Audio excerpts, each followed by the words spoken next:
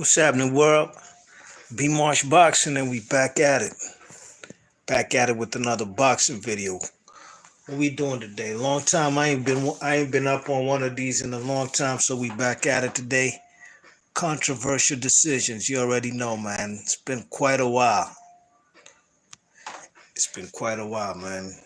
It's been a long time coming, but we back at it. You know what I mean? And we're gonna go way back. You know.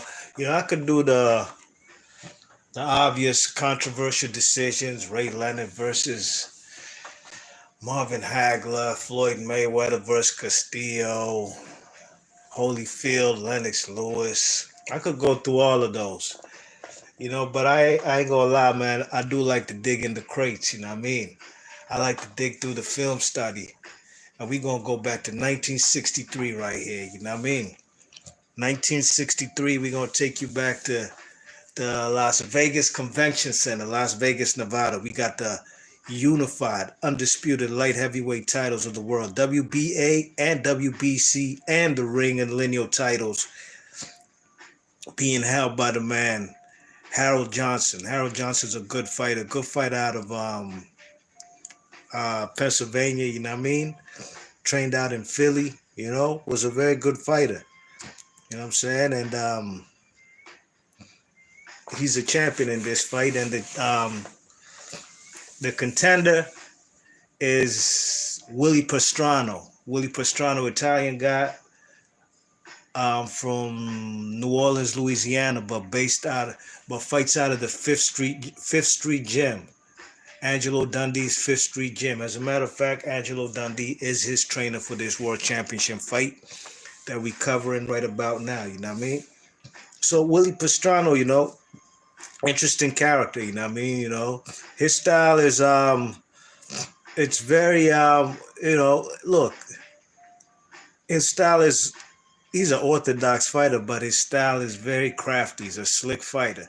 One of the best left jabs I've seen. One of the few guys I've seen in boxing who can literally win a fight with nothing but the left hand, being an orthodox fighter. Nothing more, nothing less, just pumping out that jab. You see the lateral movement. And that's what Willie Pastrano brings to the table, you know what I mean? This guy is not a big knockout punch, not a knockout artist, doesn't pack a heavy punch, you know what I mean? But his style works for him, you know what I mean? He's developed a style basically where he evades punches, uses his jab, and doesn't inflict a lot of damage on his opponents. You know what I'm saying? But wins a lot of fights, not to mention, world class, world caliber type of fights, you know what I mean?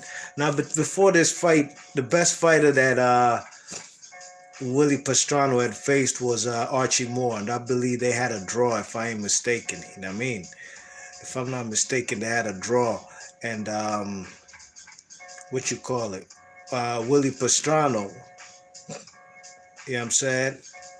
Being an Italian fighter, a lot of people don't know that New Orleans was one of the first places in the United States to have like a big Italian population, even more than New York City, you know what I mean?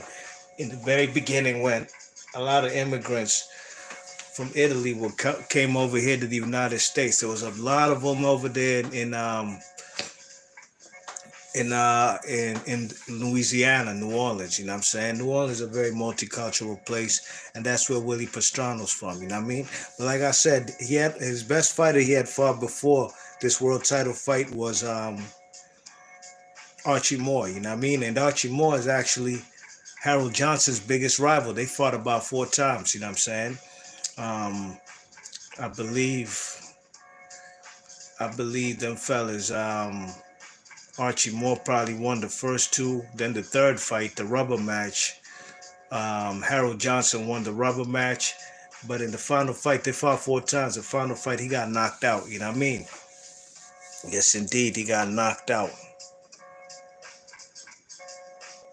Yes, indeed. So Willie Pastrano gets his world title shot. You know what I'm saying? He faces the man Harold Johnson, and Harold Johnson, was a world champion, became a world champion when Archie Moore vacated or was stripped. One of the two didn't have his world title no more, and Harold Johnson had to fight Doug Jones. Some may know Doug Jones from the fights with Muhammad Ali. I'm saying, but he had to fight the man for the world for the vacant world title. That's how the man Harold Johnson became a world champion. You know what I'm saying? When he faced the man Doug Jones to capture the world title, I believe in 1960, I think 62. You know what I'm saying? Yes, indeed. Um, so the man Doug Jones, or maybe I think it was the vacant ring and the vacant ring title that he beat Doug Jones, that he fought Doug Jones. I forgot the guy that he beat for the vacant title. You know what I'm saying? He won himself the vacant NBA title. You know what I mean? That's how Harold Johnson became a world champion. You know, Harold Johnson's a good fighter out of Philadelphia. You know what I mean? Good fighter, got a very good jab as well. You know, also packs a big punch, much bigger punch than the man pastrami. You know what I mean? You check it. So, you know, he'd fought guys like he'd even gone up to heavyweight and beat guys like Eddie Machin. You check it. You know, that's what fighters back in the day used to do. You know what I mean? You know what I'm saying? They'd go up like a weight class just for a non-title fight. Like, for example, let's say, I don't know, like Bud Crawford going up to 154 pounds, or Errol Spence, either or, and fight the likes of like a Tony Harrison or a Julian J. Rock Williams or Jared Hurd. You know what I'm saying? Non-title fight. If they get a loss, oh well, so be it. They still haven't lost in their weight class. Kind of something sort of like what happened with Guillermo Rigondeaux. You know what I mean? You check it. So, um, with that being said, man, let's get into this fight. You know what I mean? Let's get into this fight. Um, the first round, you know, you see these fights back in the day, they'd go 15 rounds. You know what I mean? You check it, 15 round fights. You check it. So, round one, I gave round one to Harold Johnson. You know what I mean? He's walking the man Willie Pastrano down with the jab. You know, throwing straight rights to the stomach. You know what I mean? Willie's pumping that jab, and he's just pumping one jab at a time, not doubling it up or anything, but using a lot of movement. Round two was also a um, Harold Johnson round. You know, Willie Pastrano was just throwing the jab, nothing, no setting up, no punches like left hooks or straight right hands, just using that jab. While the man Johnson is using the jab and throwing body shot combinations. And then the man Pastrano gets the clinching, you know what I mean? Round three, I gave it to Pastrano, you know. Willie was more active with the jab, bouncing on his toes, a lot of movement, you know, lateral movement. And also, you know, man, Harold Johnson was applying pressure, and Willie Pastrano had a beautiful left hook while going backwards. While the man, and then the man, what's his name, Harold Johnson countered him to the body with a left uppercut. It was a close round, but I gave it to Pastrano. So did I gave round four also to Pastrano. You know, he was using his jab. You know, there was a small exchange in the corner, but Willie Pastrano got to find out that that's not the best place to be in an exchange with the man Harold Johnson, because he's trying to fly his head off. You know what I'm saying? You know, Johnson is flat-footed, not really cutting off the ring. And the man Pastrano's clinching when Johnson gets on the inside. You know, round five, Willie's jab, as opposed to the power punches landed by Harold Johnson. So that round, I gave it in favor to Harold Johnson. Round six, I gave it to Pastrano. Um, you know, the man Willie Pastrano was dictating the pace and the range, you know what I mean? Staying out of range, making this guy have to come forward, you know, using the jab, a lot of lateral movement. You know, he was clinching when need be, you know, not just all kind of clinching like Vladimir Klitschko, but clinching when need be, using a lot of great head movement. Harold Johnson wasn't really landing much punches, not landing much of anything in round six. Round seven, neither guy did much of anything again, neither, you know. But Harold Johnson round seven, did land the harder punches. Nice left hook, but he needed to go to the body more. You know what I mean? That's what I thought he should have done throughout this whole fight. Go to the body, you know what I'm saying? With more regularity, you know what I mean? You check it because, that's the best way to stop this guy, you know what I'm saying? From all that lateral movement, you know what I mean?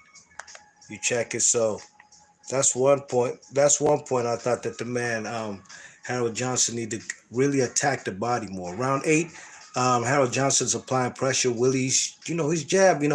This guy fights with basically one hand. You guys could see the film for yourself, and you can tell me how many straight right hands you see the man Pastrano using. You know what I mean? Besides the jab, he really doesn't have much of any other kind of punch. But you can see how his style is effective because he's a master of range. You know what I mean?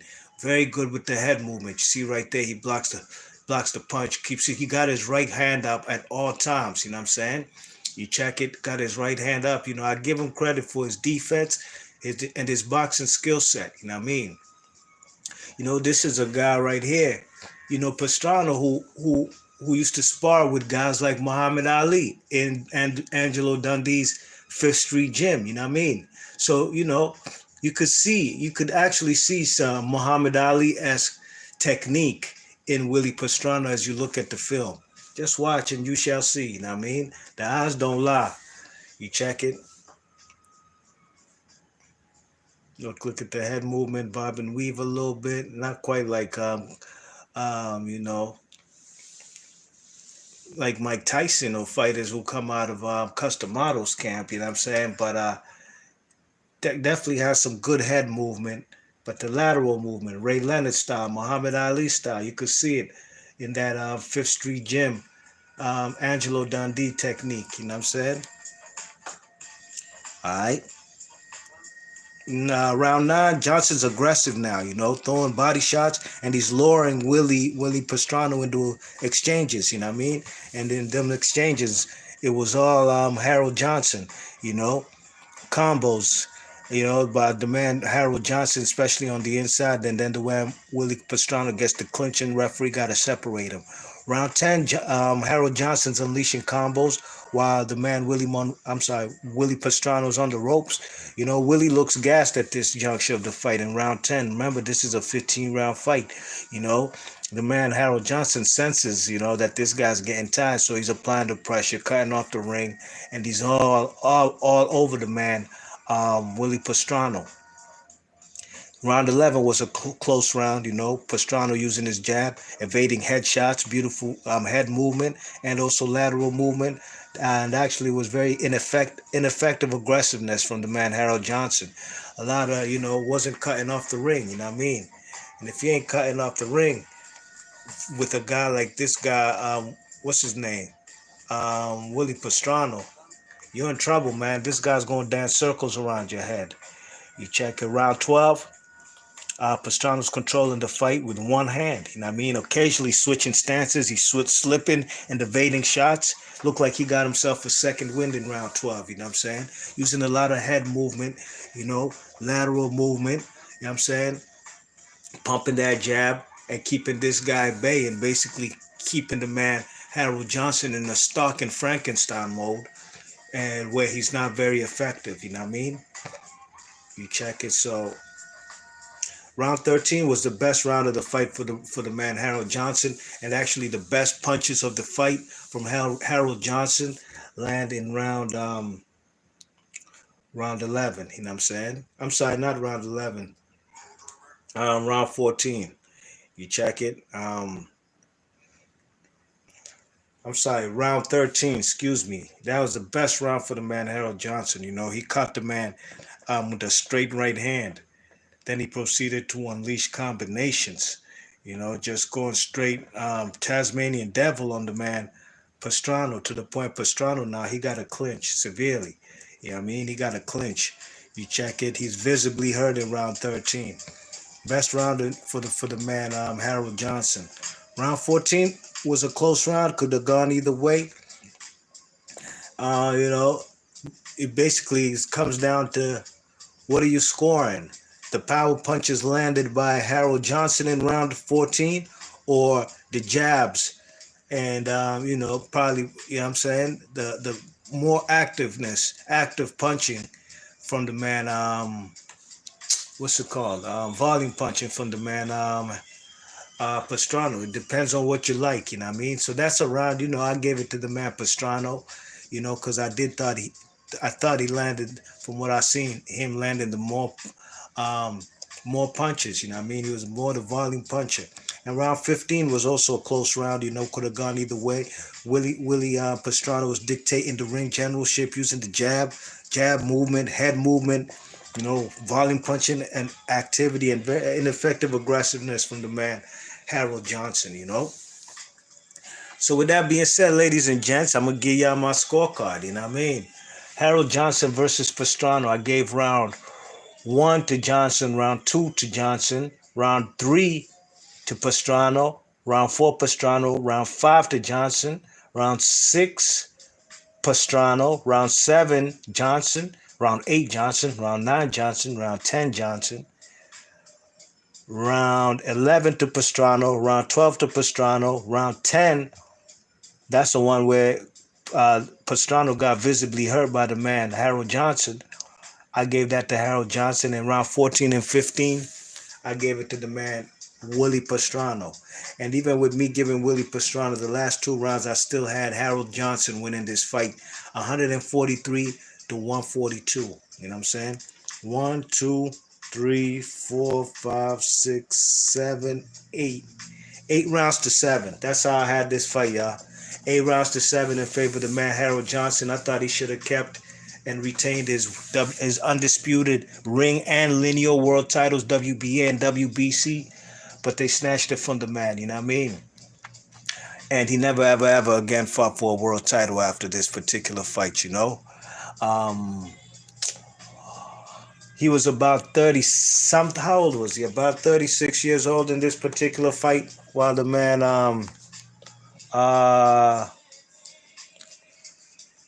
Harold Johnson. Harold Johnson was about 36 years old, while the man Pastrano was about 23 years old.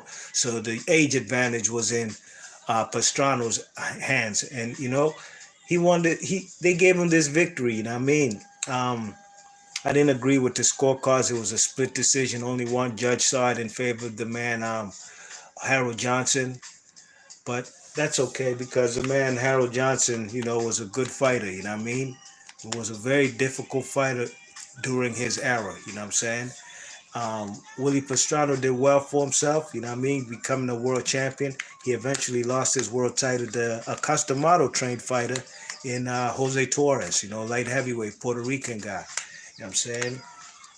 And that's how Jose Torres lost his world title. You know what I mean? I'm sorry, Willie Pastrano. So.